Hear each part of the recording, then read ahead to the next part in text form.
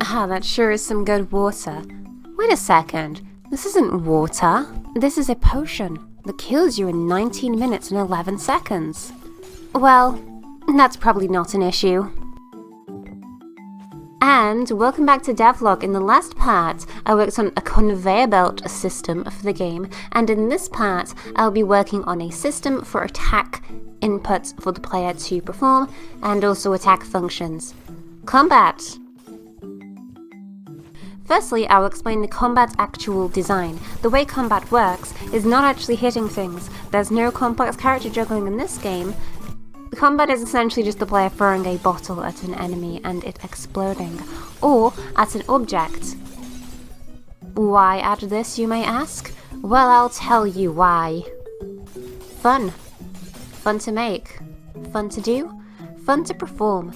I wanted to have the dash function, which is now usually used for breaking objects and breaking enemies' heads, to function a bit differently. The way it currently works is that the player can just barge through things with their dash attacks, and I felt that was a bit overpowered for if I wanted a lot of enemies in a scene or a lot of breakable objects. The player just being able to smash through all of them wasn't as engaging to game design, and there wasn't a whole lot of things I could design around such a system. So I made another design for how the player could break things, this being the player throwing bottles of potions at enemies. The reason I went for a bottle of potion is that through the beginning of the player's design, they had little potions on their belts, and there was no reason to use them, or any justification for the player to have potions on their belts. So I needed a use for them. Now when pressing the attack input, the player will throw one of these potions, it will explode on contact with any breakable object and destroy things in a radius around it. It will also add force to other potions or to the player if the player is in the radius of this explosion. Furthermore, the dash input is now being reworked so you can only dash into one thing without bouncing off it. Once you dash into a breakable object or an enemy, you will still damage these things, but the player will be bounced off it in the opposite direction. This means dashing is now more of a mobility option, and if using your dash as an attack option, we're still having some level of mobility reduction from the player. So, as always, in Sluglub's perfect game design ideas, the dash input is now replaced with two different inputs, one being throwing a weapon, a potion, and one being dashing into an object but bouncing off it, giving the player a choice of how they want to go through the levels. Both are viable, but which one is better for the circumstance? The player has to use their head to think which of these two mobility and attack inputs they want to perform. And that's the key to game design. Just give the player an option, and they'll figure it out. Anyway, we will now have the logic for how these things work. The way attack logic works is if the player can press an attack, they'll press the attack button, and then based on the player's input, they will throw a weapon, this being the potion, in one specific direction. This actually has a time delay, so the player will press the inputs and then have to hold their directional input to throw the potion. This is only a 0.05-second delay, but it means that the player isn't instantly throwing their potion. There is some readying time for the player to throw their potion. So, we throw the potion, we press an input, potion is thrown. If we're not pressing any inputs, we will default to the facing direction of the player. So if the player is facing right, we'll throw the potion in our right direction. And that's pretty much it. Potion is thrown. The only nuance to this is if the player is stood on the ground, they can't throw a potion directly down because that will just be where they are standing. So when on the ground, we will limit the player's thrown direction of a potion to being diagonally down if they are pressing down. And then we just create a potion, add recall to the player, and transition the player out of their potion thrown animation once they have finished their potion throwing. This then transitions out of the player's substate and back into normal movement. There's no real nuance to this system, it slows the player down when using a potion, but that's basically it. We slow down, we throw a potion, we add force, we stop throwing a potion. One complexity to this system is that when throwing the potion in midair, the player does defy gravity, but only on the first few times that they throw a potion in air. If the player is in the middle of the air and they're continuously throwing a potion, when throwing the first potion they will have 100% gravity reduction, they will not fall. When throwing the second potion they will have 75% gravity reduction, they will start falling a little bit. The third potion 50%, the fourth potion, did I lose track of what I was counting? 25%, and the further potions 0%. They will fall normally, so the player can reduce their gravity falling amount by throwing potions, stalling in midair, but the more they do this, the more they will fall regularly. So the player can stall in midair, but only for a set amount of time. Next, let's talk about the thrown item logic in itself. I originally wanted to make this with rigid bodies because I thought it would be easier. I then tried to add a rigid body to the scene, and I hated it so much I just made my own physics system for the potion being thrown. Once again, it's just easier to code movement yourself. Once again, proving that you should never rely on rigid body movement in any game system ever. The way the system works is that we derive a movement logic from the player's input direction, this being the direction the player has thrown the potion, and then we add force to the potion based on this amount. This controls how the potion moves through space with a transform translate function. If the player potion hits something, we will then bounce off it. More on that later. When the potion is traveling through the system, we will dampen the X velocity, this is the left-right movement, and we'll also dampen the gravity Y movement, so it will reduce back to the regular gravity amount, making the potions fall over time. So if we threw the potion up, this would have a specific Y force and very few X forces, this being moving up but not very horizontally, and then will fall over time. If we throw the potion straight down, we're not really going to be losing a lot of speed as the potion moves because it's only falling down, and, well, everything fall down. If we're throwing directly right, we add a slight amount of Y velocity to the potion to make it so it has a nice arc, like we're throwing upwards and then downwards, like someone throwing a ball.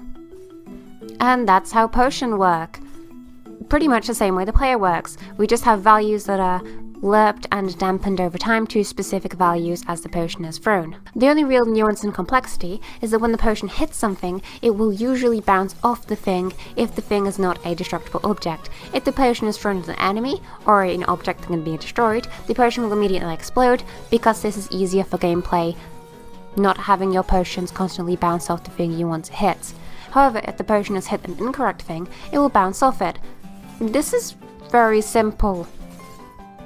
Is the thing to the left and right of the player? Swap the X velocity. Is the thing above the player? Swap the Y velocity.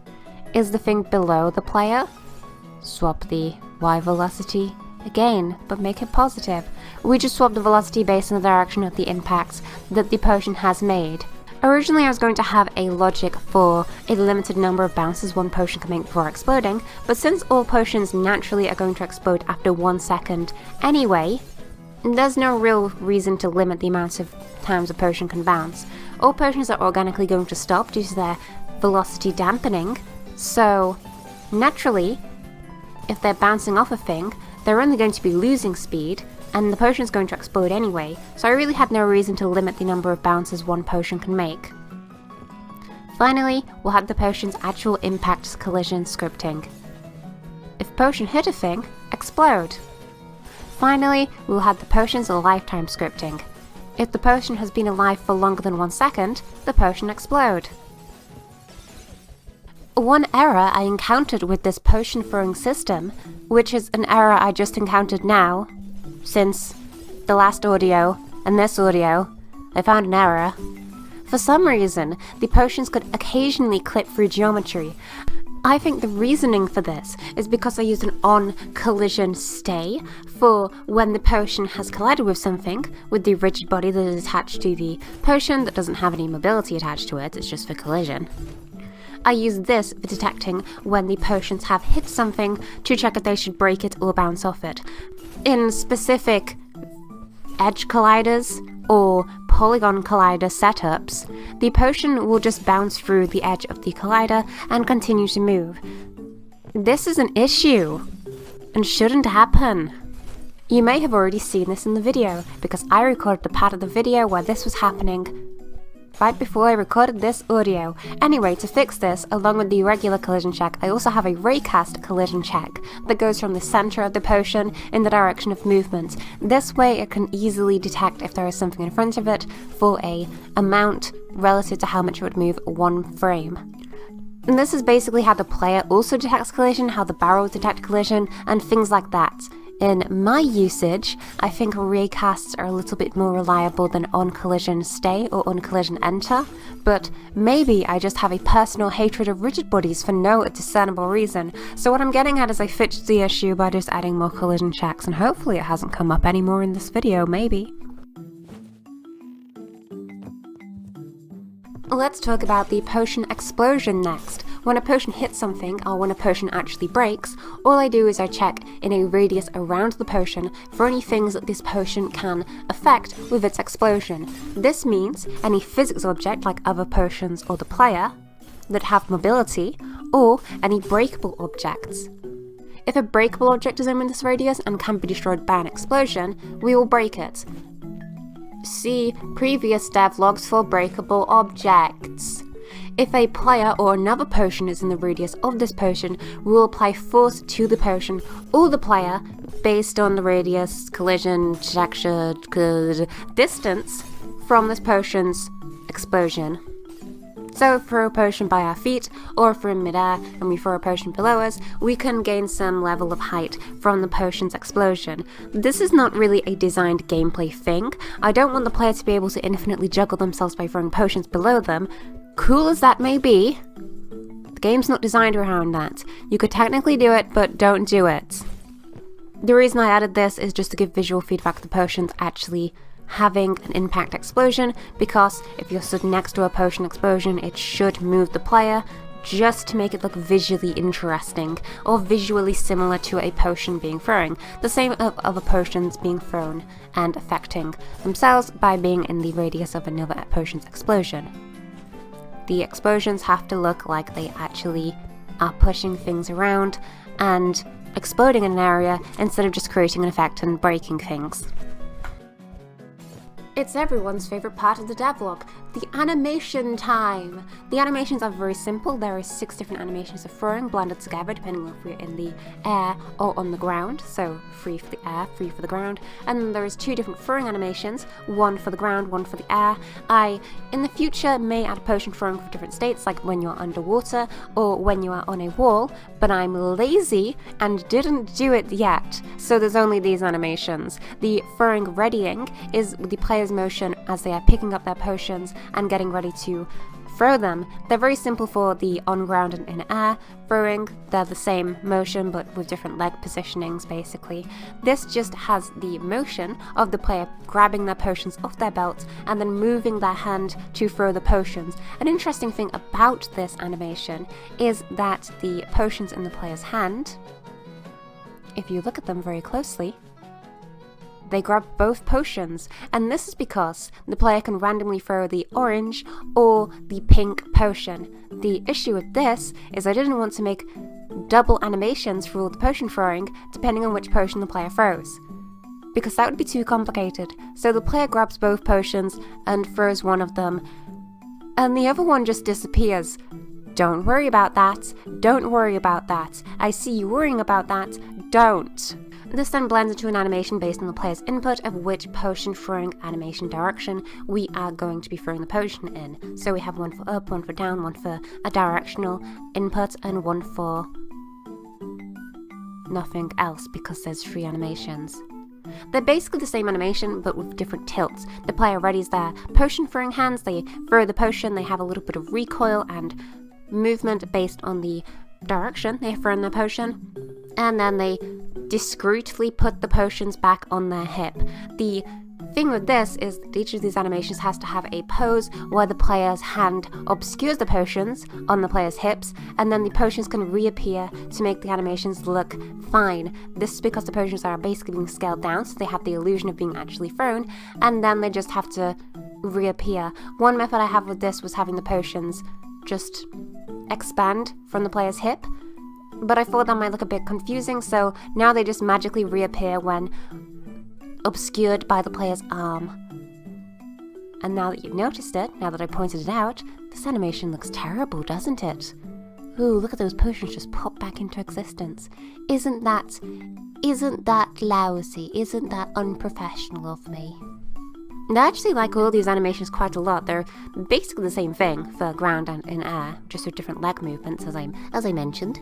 But I think they're very good. I think they have a nice little readability of the player actually moving the potions. They blend into each other based on the directional inputs, which means I don't have to make a bunch of different throwing animations for each direction the player could possibly throw a potion in. And they look just pretty nice. I think they have a nice little movement to them. What do you think of these animations? Next we have the player's potion effect. These are two different effects, being whichever colour potion is thrown. We have the orange effect, we have the pink effect. They're the same effect, they're just different colours.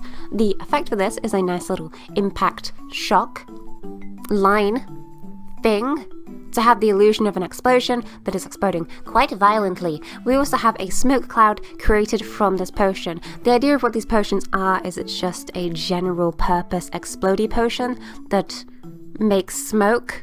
It's the funny pink smoke potion that makes you go all silly. The actual smoke particles, once again, is the one smoke particle I drew 2 years ago, and I am just not committed enough to animate another smoke particle effect for a smoke disappearing. So I've reused it in every single project since then.